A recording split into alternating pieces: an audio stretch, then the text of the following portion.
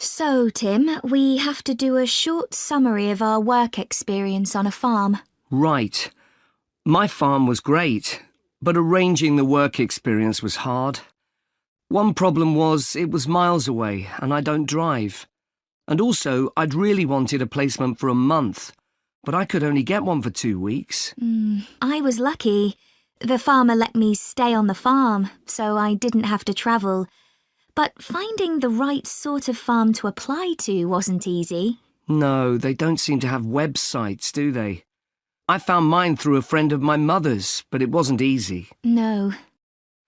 My farm was mostly livestock, especially sheep. I really enjoyed helping out with them. I was up most of one night helping a sheep deliver a lamb. On your own? No, the farmer was there, and he told me what to do. It wasn't a straightforward birth, but I managed. It was a great feeling to see the lamb stagger to its feet and start feeding almost straight away, and to know that it was okay. Then another time, a lamb had broken its leg, and they got the vet in to set it, and he talked me through what he was doing.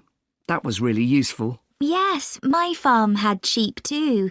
The farm was in a valley and they had a lowland breed called Suffolks, although the farmer said they'd had other breeds in the past. So were they bred for their meat? Mostly, yes.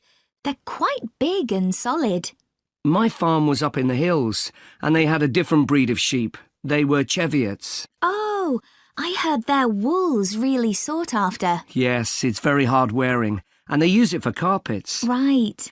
I was interested in the amount of supplements they add to animals' feed nowadays. Like, even the chickens got extra vitamins and electrolytes in their feed. Yes, I found that too. And they're not cheap. But my farmer said some are overpriced for what they are, and he didn't give them as a matter of routine, just at times when the chickens seemed to particularly require them. Yes, mine said the same.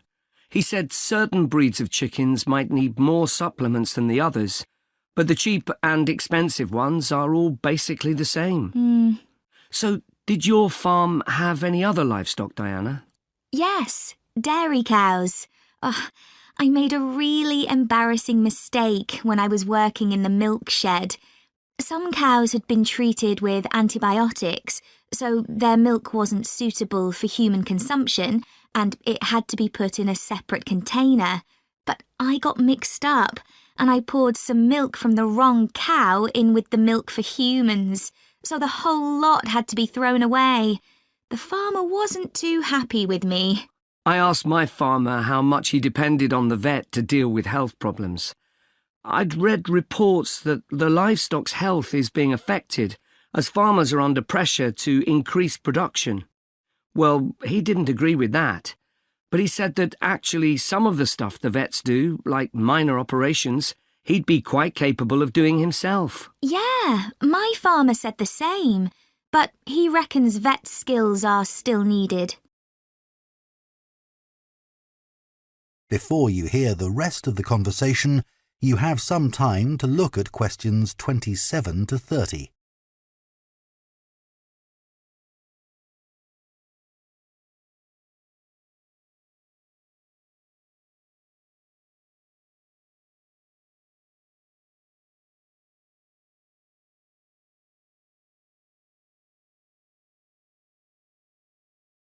Now listen and answer questions 27 to 30. Now we've got to give a bit of feedback about last term's modules. Just short comments, apparently. Shall we do that now? OK, so medical terminology. Well, my heart sank when I saw that, especially right at the beginning of the course, and I did struggle with it. I thought it'd be hard, but actually I found it all quite straightforward. What did you think about diet and nutrition? OK, I suppose. Do you remember what they told us about pet food and the fact that there's such limited checking into whether or not it's contaminated? I mean, in comparison with the checks on food for humans, I thought that was terrible. I think the module that really impressed me was the animal disease one, when we looked at domesticated animals in different parts of the world, like camels and water buffalo and alpaca. The economies of so many countries depend on these, but scientists don't know much about the diseases that affect them. Yes. I thought they'd know a lot about ways of controlling and eradicating those diseases, but that's not the case at all. I loved the wildlife medication unit. Things like helping birds that have been caught in oil spills. That's something I hadn't thought about before. Yeah, I thought I might write my dissertation on something connected with that. Right. So, actually, I was thinking something along the same lines.